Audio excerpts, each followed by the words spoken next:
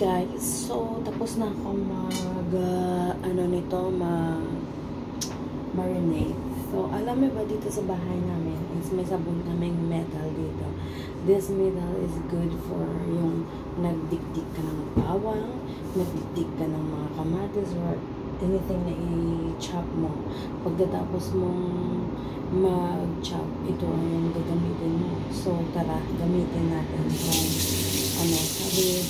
sabi daw nung binilhan namin, 10 seconds daw na i-wrap mo dito yung kamay mo para nawala yung mga amoy sa kamay mo na kagaya ng bawang, sibuyas, kamatis, karne, o mga iba't iba pang mga vegetables na mga luya. So, 10 seconds daw.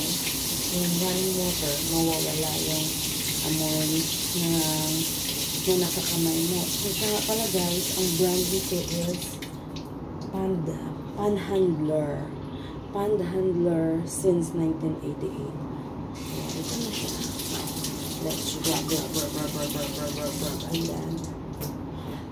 Put it there. So, pumasa na din ang amoy natin. Voila! Wala talaga amoy.